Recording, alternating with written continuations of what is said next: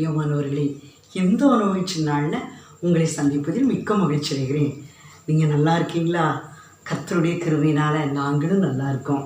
என் அன்பு பிள்ளைகளே, இந்த அருமையான நன்னாளில், இந்த கிருபை நாளில் கர்த்தர் நம்மளுக்கு அருமையாக தந்த ஒரு வசனத்தின் மூலமாக அந்த நாளில் நம்ம சிந்திக்க போகிறோம்.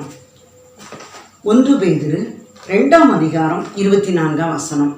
1 பேதுரு 2ஆம் அதிகாரம் 24ஆம் வசனம். அவர்தாமே நம்முடைய பாவங்களை சிலுவையின் மேல் சுமந்தார். அன்பு பிள்ளைகளே, நம்முடைய பாவங்களை அவர்தாமே சிலுவையில் சுமந்திருக்கிறார். ஒருவேளை இந்த நாளில் அநேகர் பாவத்தை செஞ்சுட்டு பாவத்துக்கு பரிகாரத்துக்கு எங்கெல்லாமோ அலைந்து திரிகிறாங்க. அன்பு பிள்ளைகளே, உங்களுடைய பாவங்களுக்காகவும் என்னுடைய பாவங்களுக்காகவும் அவர் சிலுவையில் தம்மையே பலியாக்கினார். அன்பு பிள்ளைகளே, அந்த அன்புக்கு நேரான அன்பு வேற ஒன்றுமே இல்லை. என் அன்பு பிள்ளைகளே, அவருடைய சிலுவையை நம்ம நோக்கி பார்க்கும்போது நிச்சயமா எப்பேற்பட்ட பாவனாலும், எப்பேற்பட்ட சாபனாலும், எப்பேற்பட்ட வியாதினாலும் கர்த்தர் விடுதலை தருவதற்கு வல்லமையுள்ளவராக இருக்கிறார்.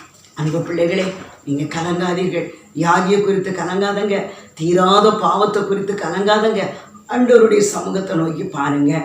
மார்க் 2ஆம் அதிகாரம் 4ஆம் வசனத்தில் பார்க்கும்போது இங்கே ஒரு திமிர்வாதக்காரன் கட்டிலே படுத்த படுக்கையாக இருந்து கொண்டு இருக்கிறான். அந்த திமிர்வாதக்காரனை 4 நண்பர்கள் அப்படியே அந்த கட்டிலோடு கட்டி தளவோட்டை எடுத்து இயேசு கிறிஸ்து பிரசங்கித்து கொண்டு இருக்கிற தேவ ஆலயத்தில் பிரசங்கித்து கொண்டு இருக்கிறான். அந்த தேவ ஆலயத்தில் கொண்டு இறக்குனாங்க. என் அன்பு பிள்ளைகளே, ஆண்டவர் இந்த திமிர்வாதக்காரனை பார்க்கல, இந்த 4 நபருடைய விசுவாசத்தை பார்த்து திமிர்வாதக்காரனை பார்த்து உன் படுக்கை எடுத்துக்கொண்டு எழுந்து நடை என்று சொன்னான்.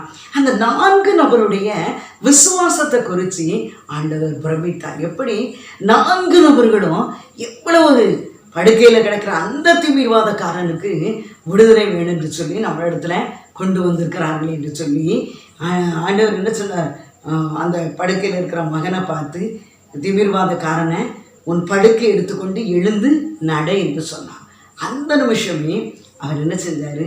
விடுதலையாக்கப்பட்டவரா கடந்து சென்றார். அன்பு பிள்ளைகளே, இன்றைக்கு இந்த கிருபை நாளில் நாம் மற்றவங்களுக்காக ஜெபிக்கிறோமா?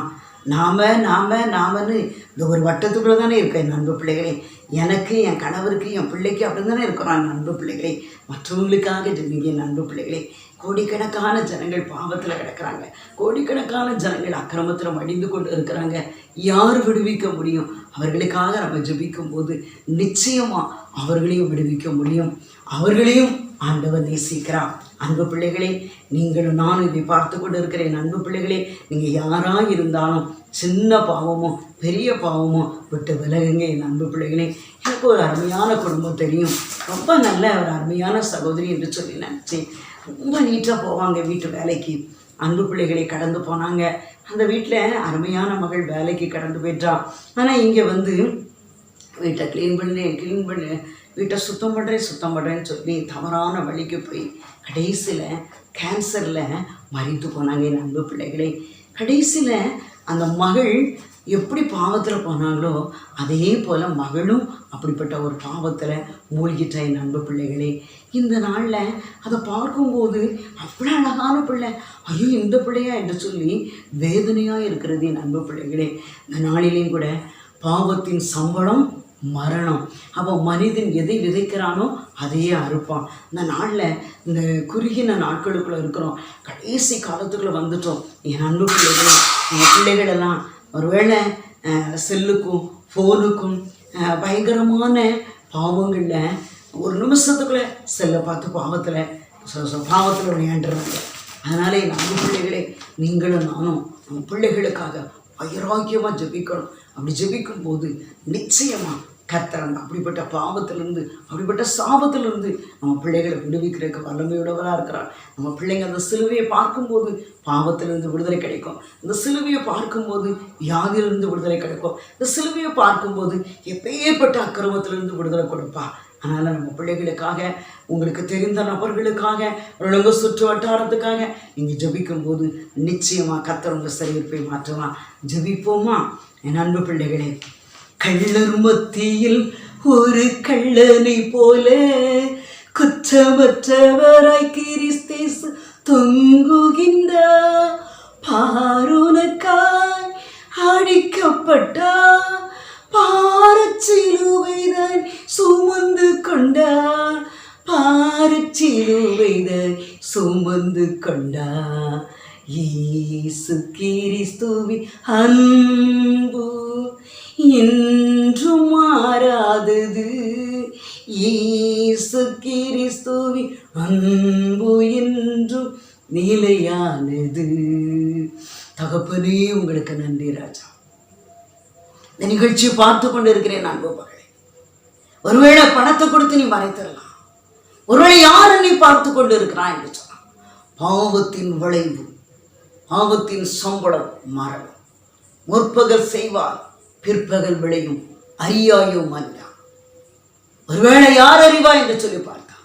பரலோகத்தின் தேவனானவர் அதை அறிந்து கொண்டு இருக்கிறான்.